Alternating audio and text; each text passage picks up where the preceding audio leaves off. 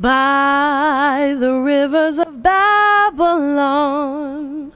Yeah, we sat down and we cried when we remembered Jerusalem. We were sick, Lord, near to dying. Oh,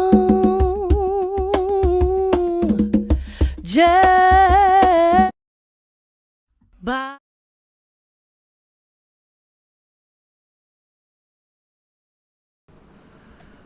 Shalom, shalom, family.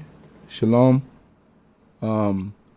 Welcome to another Shabbat night talk. My name is Uziah Lewy, one of the teachers of Congregation D.C.B, CHOKMAH, located in the Red Hook section of Brooklyn, New York. Giving all honor, praise, and glory to the Most High, King of the universe, for all things and everything, food, clothing, and shelter, wisdom, knowledge, and understanding. Please give me a one if you can hear me clearly in the room. First and foremost, giving thanks to the Most High God for another day alive here on earth. I pray that the Creator of heaven and earth will continue to bless each and every one of us. Those of you who are listening to us live, praying that the Most High God be with me. Also, I woke up a little bit under the weather. I think I got a little bit sick last night, but we still here. Pray that the Most High God be with all of those who are sick, that the Most High God will continue to bless, keep, and protect them. Also, that the Most High God will continue to be with all those who are facing any kind of situation, that the Most High God may get them out of it and bring them shining through it with flying colors. Praying also for the sick in the nation. I also pray that the Most High God will continue to watch over those who suffer silently, that the Most High God will hear their prayers, and that he will comfort all of those who have lost loved ones. Also thanking the Most High God for my Ima, her 70th cycle around the sun, and it's a blessing. We were out last night celebrating, me, the rabbi, his wife, and numerous others, brothers and sisters. So we got in about 2 in the morning. I got in about 2 something in the morning and still here. Woke up, it was rough this morning, but we have a commitment to the people, and we never said that we were going to cancel it, so we had to move forward. So I pray that the Most High God will continue to bless my mother, and I think we all enjoyed ourselves last night. So thank you the Most High God for her life and the life of Kobe Yisrael scattered in the 4 corners of the earth. So at this time, we will continue. We are episode 89, and we are going into Isaiah chapter 52. And for that, I will turn it over to my brother, Rabbi Chief Binyamin. How are you, Rabbi? I'm doing good today, giving praise and honor to the Most High. Hopefully you're doing well, along with everybody that's listening this morning or this day at this time, or wherever you are listening. And just, again, praying that the Most High would give us knowledge, wisdom, and understanding, and allow us to walk in the path of righteousness and holiness and goodness before him, asking that he would bless us with all that we need in order to serve him in a manner that's pleasing in his sight. We thank him for this opportunity to open up his word this day, as we do so every Sunday morning, 9 a.m. to 10 a.m. Eastern time on this channel, which we invite everybody to like and share, and also subscribe to the channel overall. And we're grateful for everybody that supports on a weekly basis, and we welcome all of those that are newly tuning in. This weekly Bible study that we do is open to everyone that utilizes the Bible as the foundation of their belief. So again, we are grateful to the Most High and thanking him for the opportunity to open up his word this day. We are going to study Isaiah chapter 52 on this day, as we started our current session of study with Isaiah chapter 40. And we're going on up until Isaiah chapter 66, which will complete the book of Isaiah. And this portion of the book of Isaiah is known as the prophetic Isaiah, the prophetic portion of the book of Isaiah, as opposed to the first 39 chapters, which are known as the historical Isaiah, or which references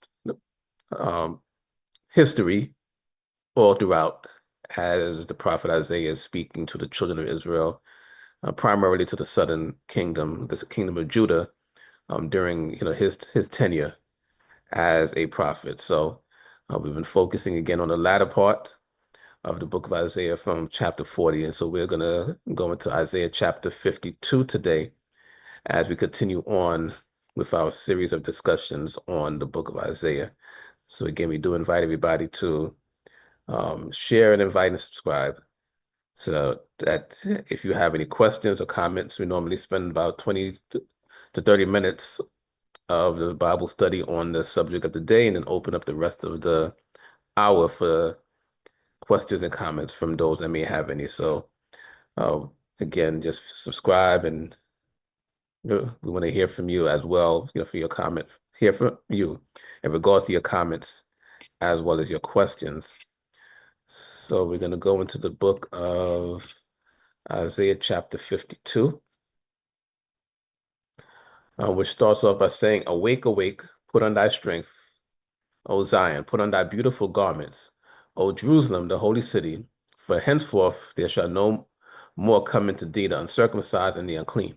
Shake thyself from the dust, arise and sit down, O Jerusalem, loose thyself from the bands of thy neck, O captive daughter of Zion.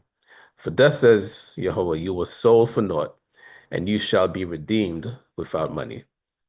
For thus says the Lord Jehovah, my people went down aforetime into Egypt to sojourn there, and the Assyrian oppressed them without cause. Now therefore what do I hear? Says Jehovah, seeing that my people is taken away for naught. They that rule over them do howl, says Jehovah, and my name continually all the day is blasphemed." As we read, or have been reading throughout this collection of chapters in the book of Isaiah, we have been seeing that everything is connected. Jehovah God continues to speak about the children of Israel, speak in a manner of comforting the children of Israel during this procession of chapters, starting off by making it known who he is. And as we mention every week for our Bible study, we mention the name of God in the places where they appear in the Holy Scriptures.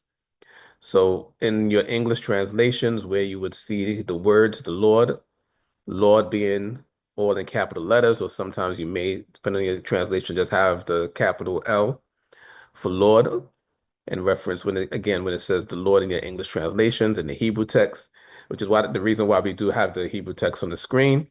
So in the Hebrew text, or in the Hebrew manuscript, that is where you would see the name of God in those places that they translated as the Lord in the English. And for the purposes of our Bible study, we pronounce it as Yehovah. Many people around the world pronounce God's name as Yahweh. And the consonants of God's name in the Hebrew text are Yod, He, Waw, He. And doing your research in regards to it, you might see it called the Tetragrammaton, is speaking about the 4 letters of God's name. And those Hebrew characters correspond to the English characters YHWH. So as we proceed with our Bible study each week, we mention the name of God, so we know the God that is speaking to us and the God that we are speaking about.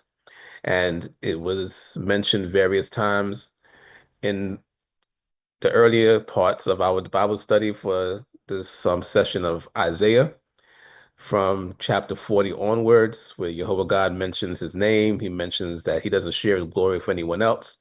He mentions that we should praise and honor him only. He mentions that he alone is the Redeemer. He mentions that he is the Holy One of Yisrael. He mentions that he is the only one that is the Savior.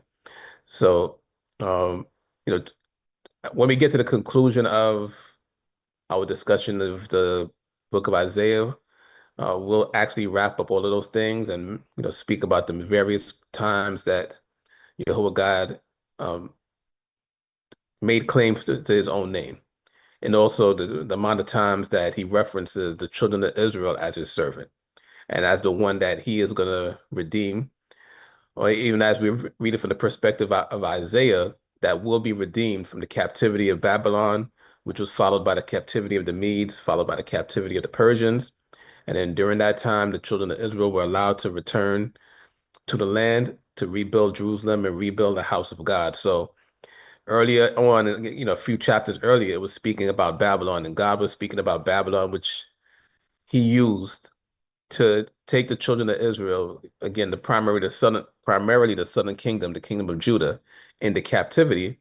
And God mentions that he's the one that will redeem the children of Israel out of that captivity. So this is the collection of chapters that we specifically have been dealing with at this time, where now it's talking about redemption. Prior was talking about the sins of the children of Israel, delving into idolatry, delving into superstition, delving into witchcraft, delving into the worship of foreign gods, and how those sins brought the captivity that Jehovah God brought upon them via Babylon upon them. But now these chapters are speaking about the redemption from captivity. So it references the children of Israel. It references Jacob. Jacob is Israel. It references Jerusalem, which was the capital city, for lack of a better term, the capital city of the kingdom of Judah. And within Jerusalem, you had Zion, which is the place where the house of God was built. So you'll see Jerusalem, as it was mentioned various times within these verses that we read earlier, and in the chapter prior, and also mentioned Zion as well. So just to put everything in perspective, that the children of Israel are just being personified by the major city, which is within their territory, and how as God is going to redeem Israel out of captivity and bring them into the land that was given as inheritance, that the city of Jerusalem and the surrounding cities would be inhabited once again. So that's why God is telling Jerusalem to awake, to rise up, as we've seen in other places, put on strength, or telling the children of Israel basically to put on strength. And it mentioned in verse 3 how Jerusalem, again, being the children of Israel personified as the city, was sold for naught. And in Isaiah chapter 51, it mentioned how the children of Israel were sold. And the reason why they were sold is because of iniquity. So now God here is making mention that although they were sold for nothing, they will be redeemed without money. Because as Jehovah God brought the children of Israel out of Egypt, and he mentions that Egypt oppressed the children of Israel as they sojourned there, and how the Syrians, who took the northern kingdom into captivity, oppressed those tribes of the children of Israel, that as we continue reading, we'll see that Jehovah God is going to redeem the children of Israel as he redeemed them out of Egypt. So it mentions here, again, we're going to continue from, let's read verse 5. Again, now therefore, what do I hear? Says Jehovah, seeing that my people is taken away for naught. They that rule over them do howl, says Jehovah, and my name continually all the day is blasphemed. And his name is blasphemed by the nations that took the children of Israel into captivity, because as we've read, that they thought that it was their own strength and their own might that allowed them the opportunity to take the children of Israel, the redeemed, or the holy people, the chosen people of Jehovah God, or Jehovah God's servant, as we read various times prior. And it says, therefore, in verse 6, therefore my people shall know my name.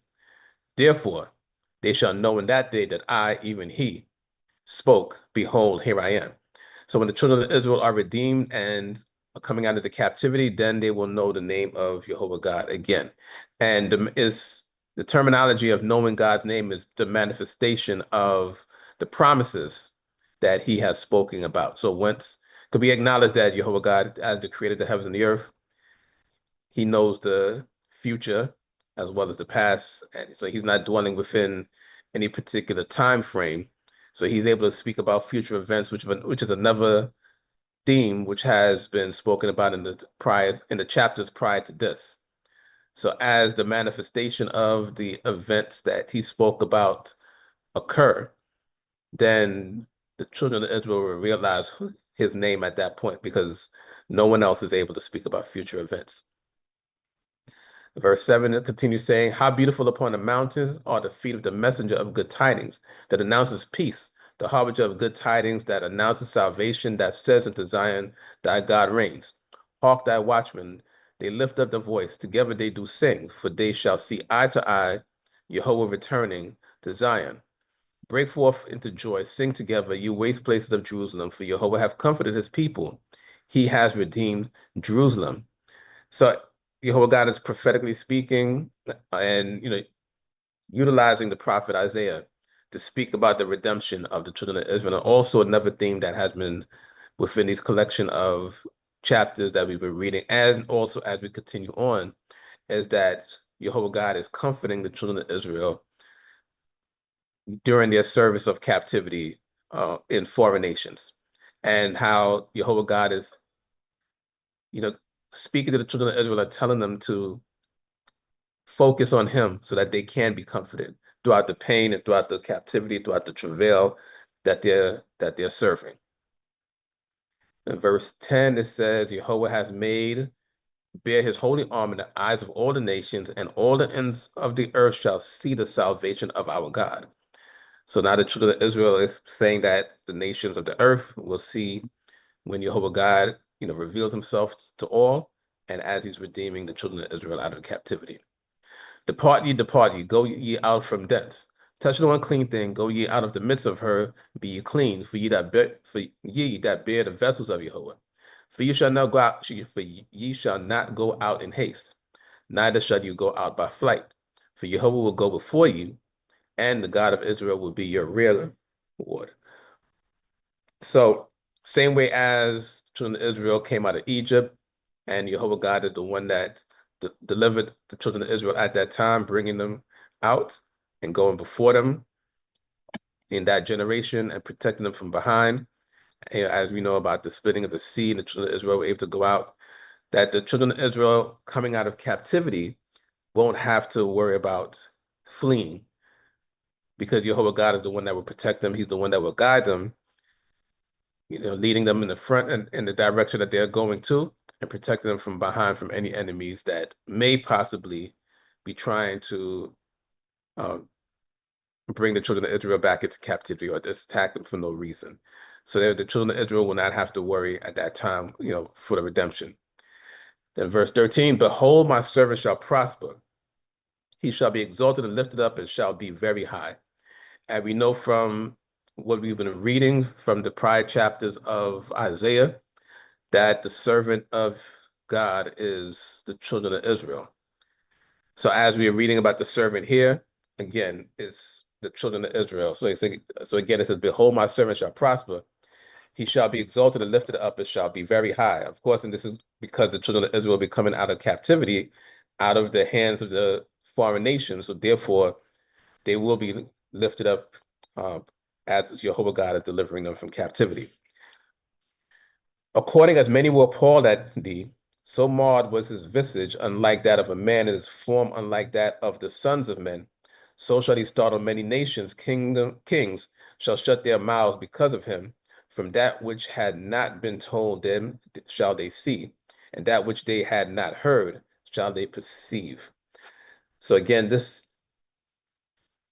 last 3 verses within the chapter are speaking about the servant of Jehovah God, which we know, as we've been reading, is the children of Israel, who the nations did not esteem in any way. And because of the reason of the captivity, and also even prior to that, by reason of the iniquities, transgressions, and sins that were committed by the children of Israel, they desecrated themselves, and nations didn't look to them in any, appeasing manner in any way. So therefore, that's why the nations were looking down upon the children of Israel at that time, and were able to take the children of Israel into captivity, because also at this time, Jehovah God had rejected the nation. So had rejected the nation of Israel. So therefore, the foreign nations, were able to just come and take over. And whereas before the children of Israel were exalted, if you think about the time as the children of Israel were coming out of Egypt, as the sea was split, as there were many miracles and signs that were performed in the desert and inside of other nations, as the children of Israel were able to defeat kings via Jehovah God, who actually was the one that went to battle and fought on behalf of the children of Israel, as we read in the history of the children of Israel, time of David, how the children of Israel were flourishing, financially, as well as being a military force within the region. That going from that height, especially during the time of King Solomon, who was known as the wisest man of all time, and had built great works, known for building the house of God, and amongst other things that were done within the territory of Israel during his reign, and how the children of Israel went from that status to the status of following other nations and going into captivity. So where the nations were at one time, holding their mouth and not speaking against and not trying to physically attack the children of Israel, because of the astonishment at that time, which in a positive manner. On the reverse, when the children of Israel started going into iniquity, transgression, and sin, then the nation started to raise up themselves against the children of Israel. So again, these last 3 verses are speaking about the nations and their view of the children of Israel. So we're going to conclude our discussion, our Bible study at this time. And as mentioned, we'll open up the rest of the time for questions and comments from those that may have any. So for that, I'm going to turn it over to Chief Uziel, who will moderate this portion of our discussion. So again, we thank the Most High God for this opportunity to study his word this day, and praying that he will continue to bless us with knowledge, wisdom, and understanding. Hallelujah. Torah Abba, Rabbi. Thank you all once again for sitting in and taking in this knowledge. Just give me a second here as I look at the questions. Okay, we got 31 people on and we only got 14 likes. Let's get those likes up, people. All right. We have here things they don't discuss in church. Isaiah chapter 40 through 52 speaks of the servant in plural as the nation of Israel. And Isaiah 52 through 13, the servant language becomes singular. Israel doesn't suffer for Israel. The servant suffers for Israel. As we mentioned earlier, once we finish everything, we'll actually go over the amount of times the children of Israel was spoken of as a servant. And if we, at that time, we could also speak about the linguistics of various verses where overall the children of Israel, of course, are a people. But it would be spoken of in the singular, even before that, even before this chapter, the children of Israel are still spoken of, in the singular as one person, where they were referenced as Jacob. And Jacob being, one individual, and whose name was changed to Israel. So when speaking of Israel, it would still be spoken of as one person as well. So there actually is a mix in terms of the plural and the singular, but in a majority, it actually is the singular when the children of Israel are spoken of as the servant of your whole God, because again, he's speaking about the people as one. Right. If we refer to if you don't mind me just saying something on this, Rabbi, if we refer to Exodus chapter 4, verse 21, it says, and Yahweh said unto Moses, when thou goest to return into Egypt, see that thou do all those wonders before Pharaoh, which I have put in thy hand, but I will harden his heart, that he shall not let the people go. So this is in reference to when the children of Israel were in Egypt. God told Moses to appear before Pharaoh, right? But that Pharaoh in turn will harden his heart, because the Most High God had to prove, they had to go through the 10 plagues unto the death of the firstborn in Egypt. So then the very next verse 22 in Exodus chapter 4, it reads, and thou shalt say unto Pharaoh, thus saith Yahweh, Israel is my son, even my firstborn. And I say unto thee, let my son go, that he may serve me. And if thou refuse to let him go, behold, I will slay thy son, even thy firstborn. So once again, we see here that it's speaking in singular, of the nation of Israel, and is even speaking in a singular of the firstborn of Egypt. So we could see throughout the actual the Bible or the Old Testament where the Most High God speaks in singular, and various other spots where the Most High speaks in singular about a whole nation. So it wouldn't be weird where when we get to the book of Isaiah that he will be speaking of the servant in, or whoever wrote it will be speaking of the servant in plural as a nation, and then the language changes to singular because that's replete throughout the book. All right, Rabbi? And that's just how that's just language in general. Right. This is not really about Hebrew versus English or anything like that. The word servant is a singular word. So if it's going to say servant, then just by following the flow of any language, it's going to have to, all the pronouns and everything would have to be singular. If it were to say servant, then in those passages, you would see all the pronouns and adjectives and everything, even the verbs would be in a plural manner. But again, just by the mere fact it says servant, everything in the same sentence is going to be referenced as singular because the word servant is mentioned as that in that form.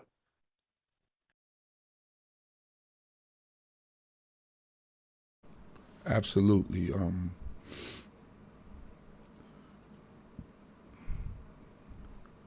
I don't see any other questions here. So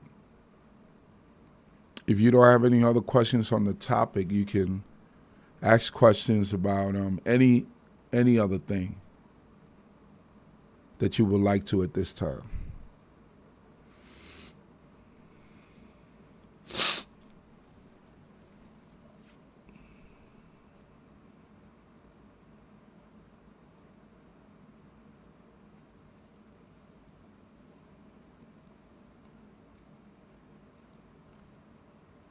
Probably what we can do, because we do have time. I know both of us are tired. But We can have a short day. yeah, but we do have time. So What you want to do? What in you want to get regards into? to the comment that was made, so we could actually go over some of So let's do it.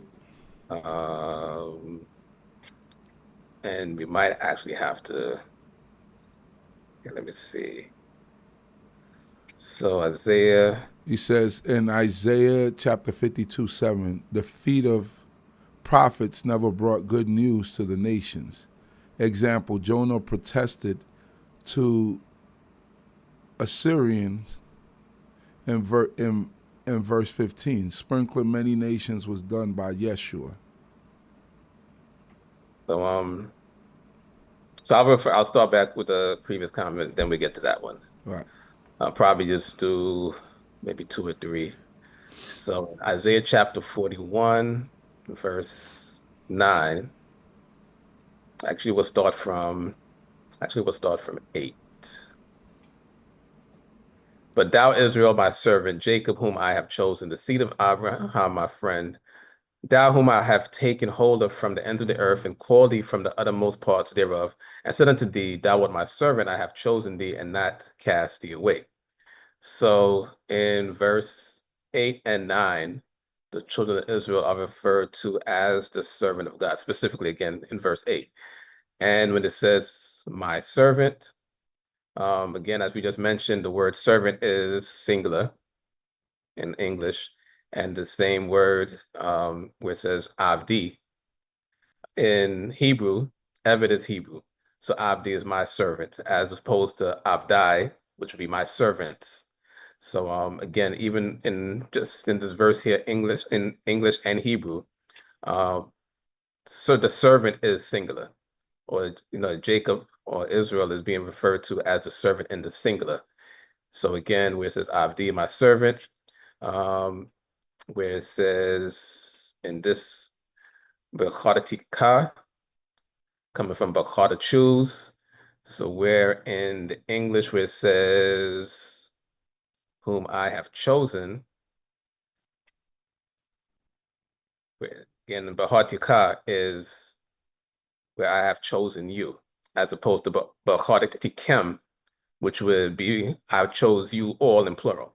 So again, Bahatika is singular here. So in verse 9, we said, thou art my servant, you, or thou, in the Old English, you, and again, you have a modern English translation, you'll see the word you are. Again, saying, okay, actually before that, said unto you, or said unto thee. This D is singular. You have the lakah here in the Hebrew, which is singular, as opposed to lakem. It says lakah, so that's singular. Avdi here is singular, as opposed to, again, avdai. And atah, which is the Hebrew word for you, is singular, as opposed to atem, which is the plural. So from Isaiah 41, and that's just one of the verses we see where the children of Israel was referred to as a servant, but in singular as opposed to plural. And let's see if we can get another verse. That might actually, because we did cover a lot in that one. So we probably just do one more verse just to verify. So we'll go to Isaiah 42.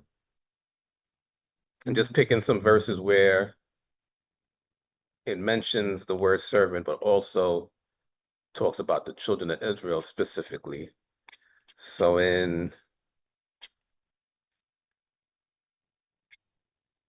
is going to be Isaiah chapter 42, verse 1.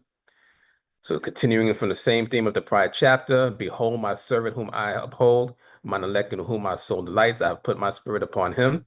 He shall make the right to go forth to the nations. So again, we know from the prior chapter, Isaiah 41, Israel, or the nation of Israel, or the children of Israel, are the servant, or is the servant of God. Again, just speaking it properly in English, we would say the children of Israel are the servants of God, if you say it that way, or is the servant of God, as it has been said here. So behold my servant. So when God is saying to behold his servant, again, speaking about the children of Israel, again in the Hebrew, Abdi, which is my servant, as opposed to Abdai, which is my servant. Again, the text says Abdi, which is my servant in singular, whom I behold, mine elect, in whom my soul delights. I put my spirit upon him. So when he says he put his spirit upon him, again, him is singular, as opposed to saying, I put my spirit upon them. And just to verify, in the Hebrew, Eliu is upon him in the singular. And it says also, as it continue, he shall make the right to go forth to the nations in the singular. So just speaking here, it's speaking about the servant of God, which we know was the children of Israel in the singular. And how it relates to what we just read, since we already in this chapter, Isaiah chapter 42, he says, he shall not cry, nor lift up, nor cause his voice to be heard in the street. A bruised reed shall he not break, and the dimly burning wick shall he not quench. He shall make the right to go forth according to the truth. He shall not fail nor be crushed till he have set the right in the earth, and the isle shall wait for his teaching. All of these in English and in Hebrew are in the singular, speaking about the children of Israel and speaking about their diminished status in the sight of especially here, when it says he shall not cry nor lift up, nor cause his voice to be heard in the street, the same way that we read something similar in Isaiah chapter 52, also in Isaiah 51, and as we will read in Isaiah chapter 53, the diminished status of the children of Israel not crying out even though they are being bruised, and they're not in return bruising anybody else or hurting anybody else, because again, the reason why they are being bruised and the reason why they are being subjected to captivity is because of the iniquities, transgressions, and sins that were committed. And the Babylonians, and then afterwards the Medes, the Persians, the Greeks, and everybody after was sent against the children of Israel because of their disobedience to Jehovah God. So those were just two. That's just a reference to the comment prior. Those are just two sections that reference the servant as the singular, and we see specifically that the servant of God within those chapters is the children of Israel.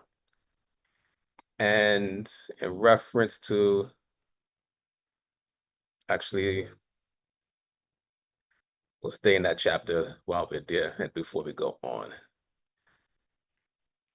because it mentions the children of Israel as the servant later on within that same chapter, chapter 42.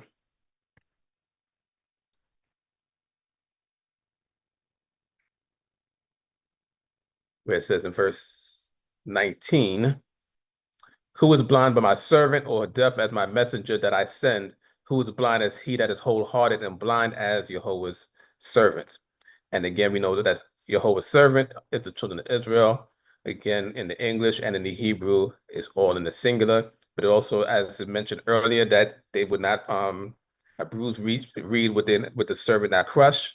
It also mentions here that the children of Israel are blind and they're deaf, because again, they closed their eyes and their ears to the covenant that Jehovah God made with them and decided to follow the ways of the other nations. So just covering some of those things in regards to why the children of Israel were in the predicament that they were in via the Assyrians and Babylon and everybody that came after, and also referencing the comment in regards to the singular and the plural.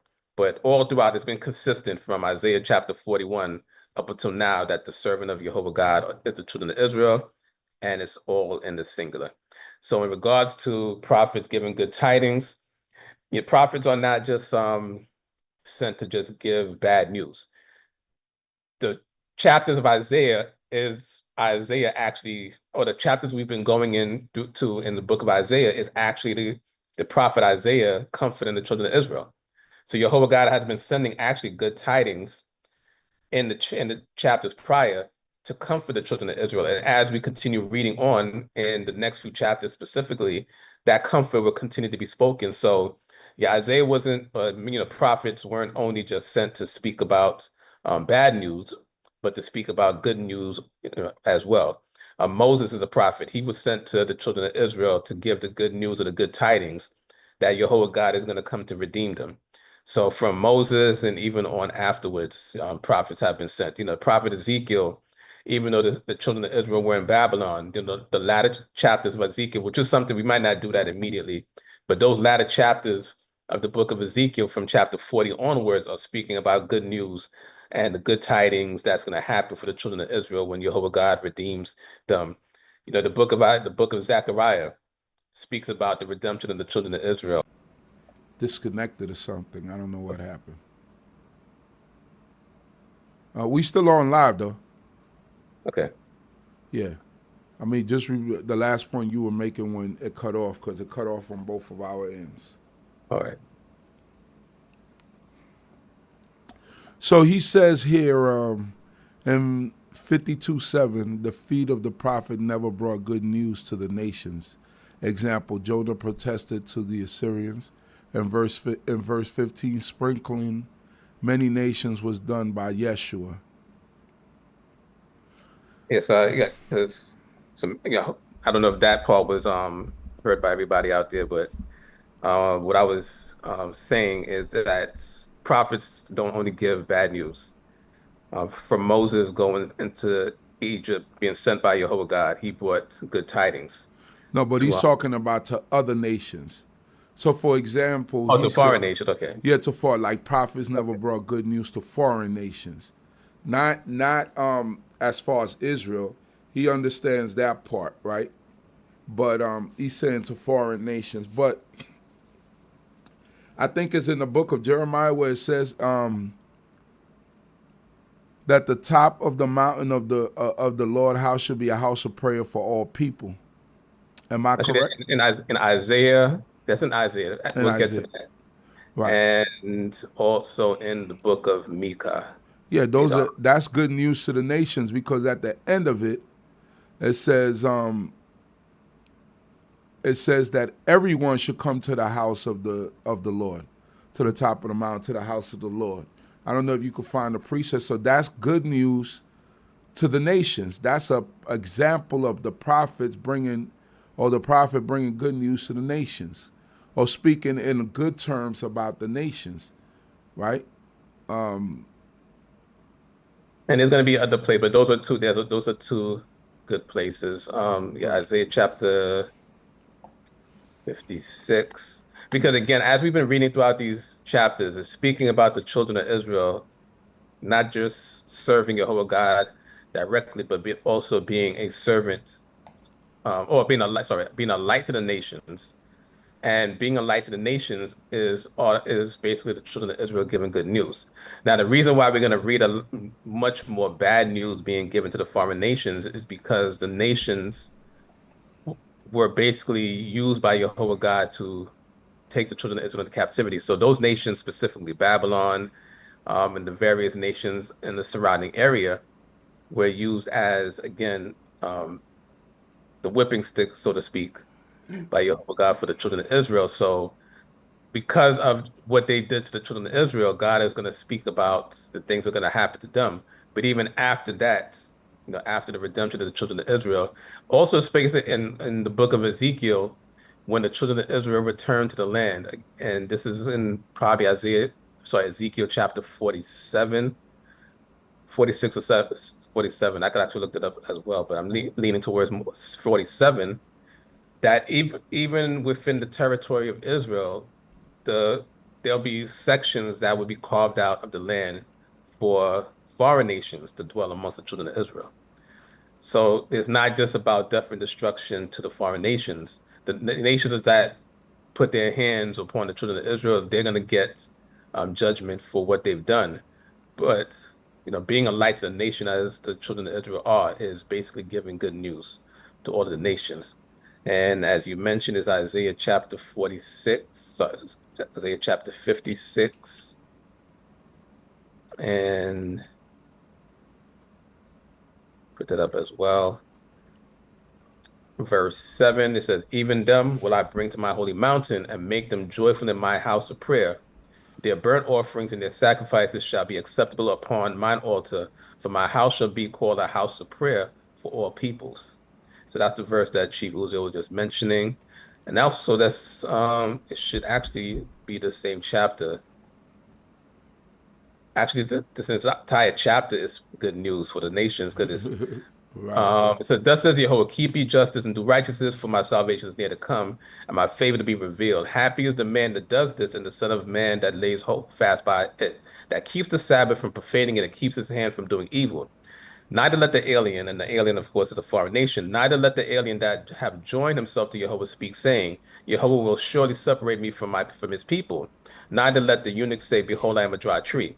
For thus says Jehovah concerning the eunuchs that keep my Sabbaths and choose the things that please me and hold fast by my covenant, even unto them will I give in my house and within my walls a monument and a memorial better than sons and daughters. I will give them an everlasting memorial that shall not be cut off.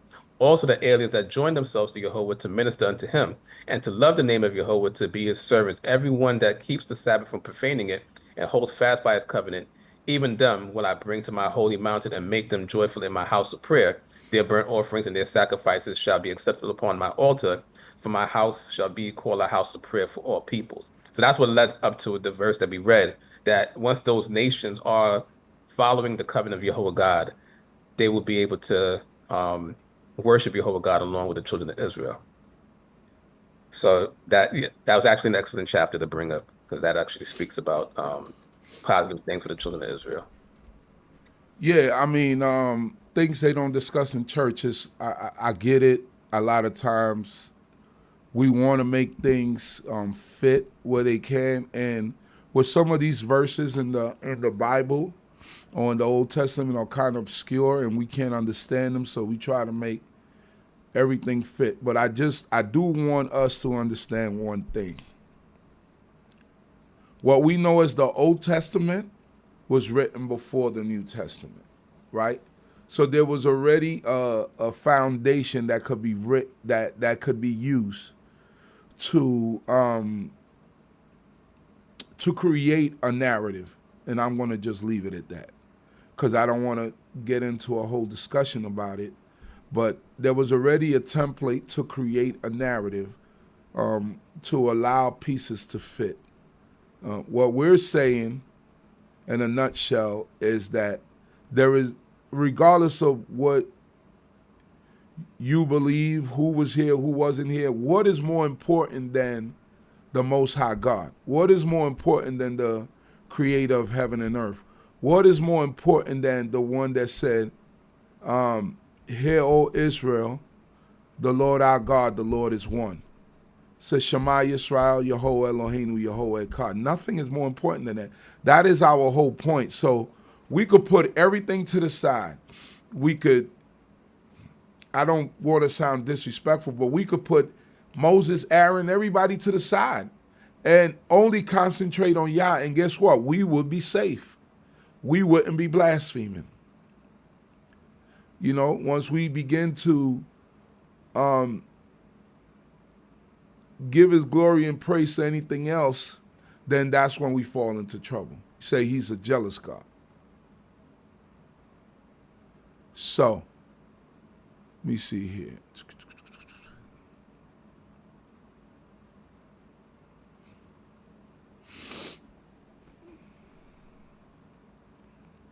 Yes, I know. I got to go get some tissue because you can see me all in the camera. So the next time Rabbi Chief Binyamin speaks, I'm going to get some tissue. The prophet of Yah is the intercessor that the children of Yisrael ask for. So Yah doesn't have to speak to you directly. The word of Yah is a tree of life to those that grasp it. It means ruin for the workers of iniquity, the wicked. They are not coming as slaves to Israel based on Isaiah 56. Okay. Okay. As an intercessor, you want to speak on that? I think you just know there's one of the. I was just looking at the comments that, and you actually I think you covered it. What's the punishment for those who don't worship the God of Abraham? Since many, I didn't even see that comment. I think they might have erased it. But you actually covered it as just now, because basically I would think is to focus on the God of Abraham, Isaac, and Jacob, to focus on the creator of the heavens and the earth, who is Jehovah God, and the punishment for those that don't worship him.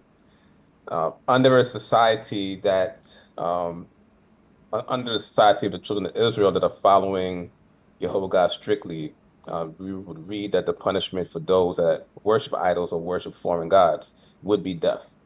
And we've seen evidence of that even within the Holy Scriptures, where even just the challenge that the prophet Elijah had with the prophets of Baal, and when Jehovah God responded, and how the prophets of Baal were slain. We see various times with the prophets of Baal being a foreign false god, that's referenced various times in the Old Testament. Those worshipers were slain. We also read when the children of Israel came out of Egypt and were in the desert, that when they attached themselves to Baal Peor, those people that were attached to Baal Peor were punished by death. Even before that, when the children of Israel built the golden calf or the molten calf, while Moses was up in the mountain, when Moses came down and saw what was going on and said who was on Jehovah's side, and the tribe of Levi stood up, they executed the judgment of death upon those that worshipped the molten calf. So again, the punishment for idolatry, the punishment for worshiping a false god, actually is death. Now, in today's society, of course, living in various countries and in various places, these things are not done. So that's why, and that also is an opportunity for us to obtain the mercy of Jehovah God. So while people are just the judgment of immediate death, or the judgment of being slain is not heavy upon us by worship of false gods. We have the opportunity to now to live under his mercy, and any sins that we've committed in bowing down to idols or worship of false gods, we have an opportunity to return to Jehovah God. And as we read in the book of Ezekiel, he prefers to keep people alive. He does not delight in the death of those that do evil, but he prefers that those that do evil turn from their idolatry and the various things that are mentioned within Ezekiel 18 and turn to do good. So while the punishment of worshiping, again, returning to the question, while the punishment of worshiping another God, or not worshiping Jehovah God, or not worshiping the God of Abraham, Isaac, Jacob would be death. Now we are living in a time of mercy that we should take advantage of and return to Jehovah God completely. That's right. That's right. So I think ultimately that's what our foundation and our understanding is, that there's only one God, and despite of what you might want to put in it, I mean, he already described this, I mean, throughout the book. I mean, if we read through, if you've been following from Isaiah chapter 40, and we get through some parts of the beginning of like 42, 43, I am he, and besides me there is no Savior, besides me there is no God. Who can declare from the ends of the earth, or who can stop me, who can stop my mic? So I think that it makes it very clear, and it's very explicit what Yahweh is throughout these chapters in the book of Isaiah that we've been going through. So I think that that's the main point that we're trying to make here. So I don't want to go too ahead because the rabbi still has to go through. Next week is the biggie. Well, I don't know if he's going to go through it next week. He might. I'm not sure if he's going to do Hanukkah or X. I'm not sure what going to be his schedule, so I don't want to speak for him. So let me see. Shalom, Chief and Rabbi. I've been invited to a recital of a young boy this month. It's not in a church, but Satan Claus will be there. I don't feel good about going with. What say you, Rabbi? So in terms of any type of, and I'm just trying to be careful in how I answer, because it depends. That actually depends on the relation with the child. Probably would need more information in terms of what's going to happen. Of course, just hearing Satan Claus is, I'm assuming Santa Claus, so it's most likely an Xmas recital. So again, just starting, with the relationship with the child that's inviting you, or the family of the child is inviting you. That's also important. And also it's an opportunity, and just even not going is an opportunity to explain to them why you wouldn't want to participate, the things that, and also not doing it in a manner that is condemning or in a judgmental manner, because, they are going to be participating in, or depending on what you say, maybe they back out of it. Depends on what the Most High puts within their mind at that time. But again, it just depends on the relation that you have with and this is just for any type of situation where we're invited to various things. We have to bear in mind the relationship that we have with the family and friends, and just explaining to them, our reasons for not participating in something and not doing something. It comes to food, explaining why we don't eat certain things. So it's all basically, an opportunity to teach. So to where, it doesn't have to be just a straight up no. And, it could just be an opportunity again to teach and to educate. And, the reason why, and that, we won't necessarily, for the Bible study, go into Xmas next week. That'll be the week after, but we'll start leading up. That was the plan, was actually to do that today, but we'll hopefully do that next week. Start talking about things leading up to Hanukkah from next week, primarily from the book of Daniel, tying that in. So that would actually be the plan for next week, unless we actually just go straight into Isaiah chapter 53. But again, the plan is to deal with Hanukkah and then Xmas and so forth, from there. Got you. So you're going to leave them in suspense for a couple of weeks before Isaiah 53. I That's mean, a what. lot of these things that we speak, I mean, they all tie in together. So Right. I know in the worldview, Right. people focus on 53, but actually the things that we've been reading so far Are more are pretty much powerful. clear. Yeah. It's pretty much clear in terms of what's happening. So, hallelujah. I think we pretty much covered everything, unless someone has something else to say. So, just a little announcement to everyone out there. Someone asks, who is the Santa Claus? Have there been any donkey, horse, deer, etc. that flies? How come this Santa Claus person been alive over 2,000 years and after the D.C.B foolishness? I guess you're going to get into that explanation in a couple of weeks, so stay tuned. The rabbi will have a presentation on the origins of Xmas, all the characters, the Yule log, the Christmas carols. I'm not sure if he's going to have all that, but he's going to have a thorough breakdown of the Xmas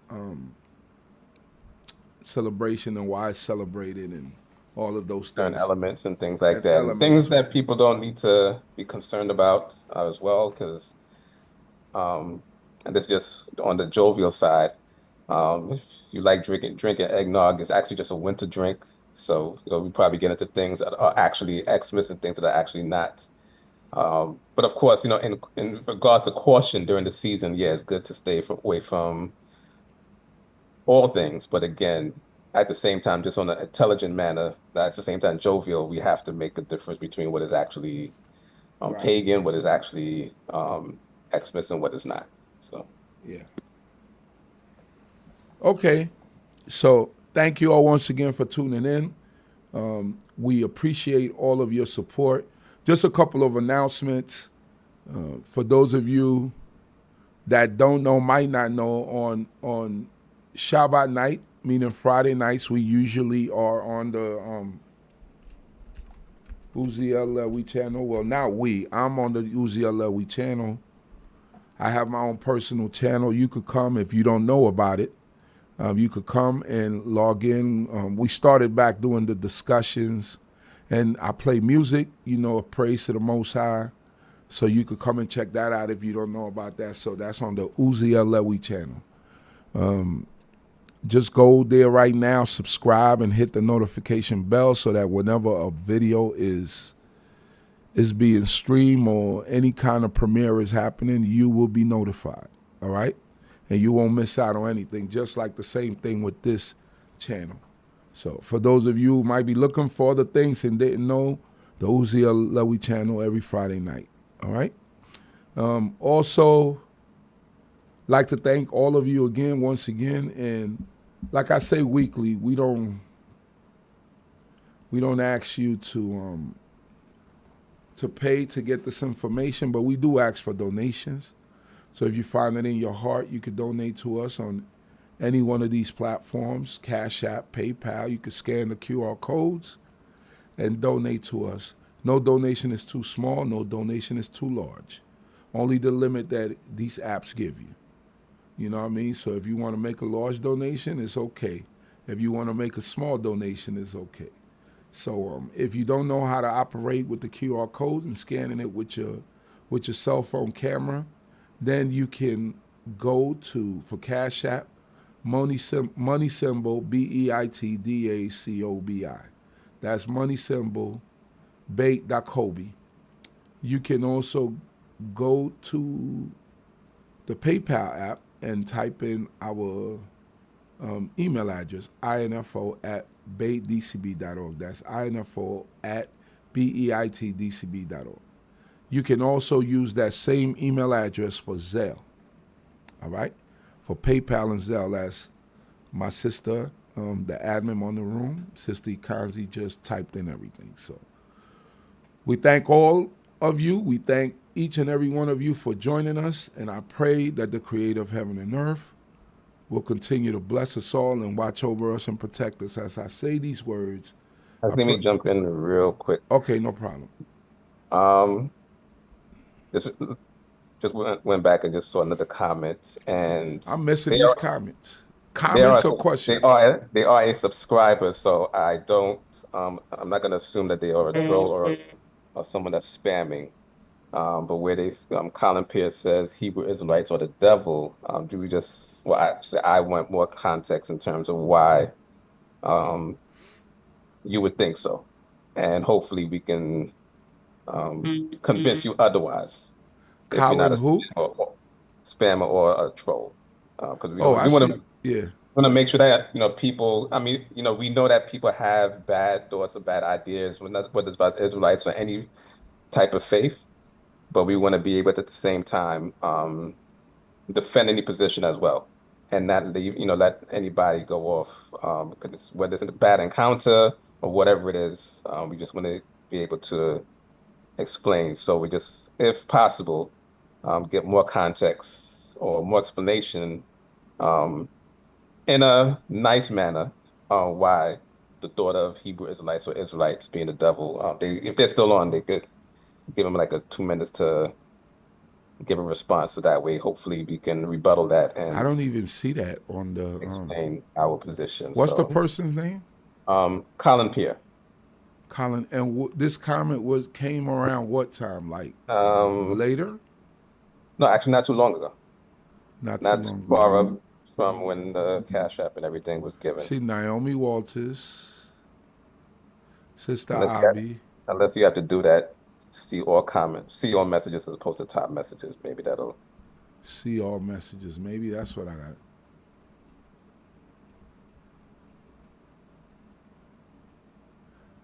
Live chat. All messages are visible.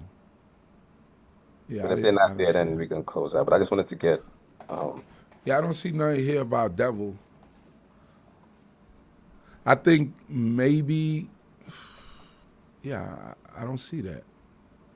I see also here that I missed a question from things that on this Isaiah chapter 2, verse 2 to 4, and Micah chapter 4, verse 2 to 4. When the going shall go up to Jerusalem will occur during the millennium.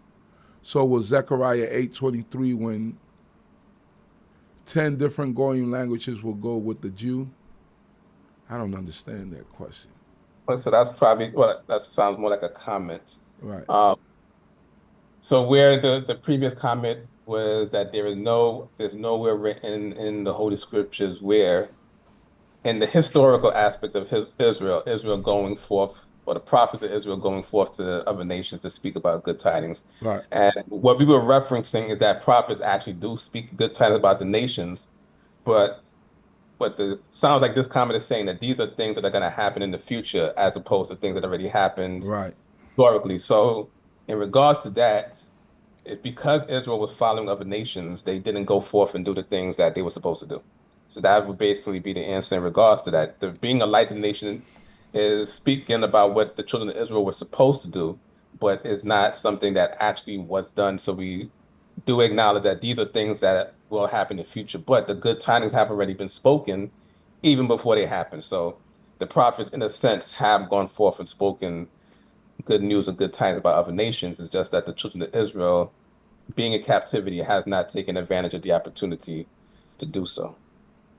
Hallelujah. So thank you all once again. As I say these words, I pray that the Most High God will bless us all. Yivareka Yehovah Yishmareka. Ya'ir Yehovah Panawaleka Wikuneka. Yisa Yehovah Panawaleka Wayasemaka Shalom. May Yehovah bless thee and keep thee. May Yehovah make his face to shine upon thee and be gracious unto thee. May Yehovah lift up his countenance upon thee and may he grant thee peace. Amen. Shalom, shalom, family. May the Most High God, creator of heaven and earth, bless you all.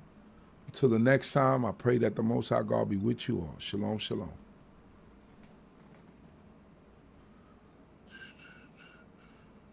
Let's get knowledge, wisdom, understanding. We'll do our standing. All praises to the Most High, his laws and commandments. The hot CHOKMAH here to push it through your speakers. Judgment, truth, and love should be coming from the leaders. Yeah, knowledge, wisdom, understanding. We'll do our standing. All praises to the Most High, his laws and commandments. The hot CHOKMAH here to push it through your speakers. Judgment, truth, and love should be coming from the